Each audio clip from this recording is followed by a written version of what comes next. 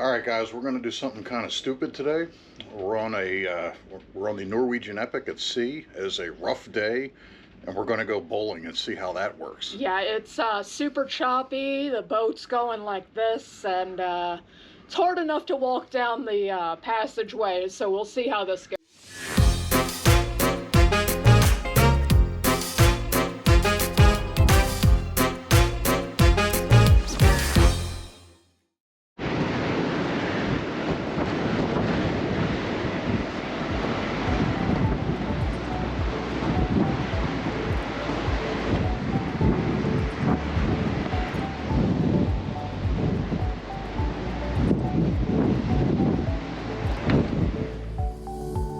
Our cameras have image stabilizing lenses, so you really can't see how much the ship was rocking, but there were times it was pretty rough.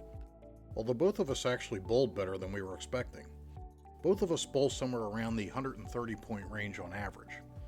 Neither of us thought we would break 100 points, but we both did. A couple times the rocking clearly made the ball zigzag and swerve off into the gutter.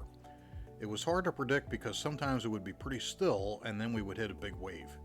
You can't really anticipate what is going to happen. Still, we managed to get a couple strikes and some spares. We had a lot of fun bowling. If you're interested, bowling costs $7 per person per game on the Norwegian Epic as of November 2023. Although if you're looking to properly bowl, you might want to wait until the ship is in port. We noticed later that there is also a pool table on board, so we might do a billiards video later. If you've bowled or played pool at sea, please leave us a comment and tell us how you did. If you're interested in seeing a tour of our cabin, we also filmed a video for that and there is a link at the end. Please hit the thumbs up and consider subscribing. Thanks for watching.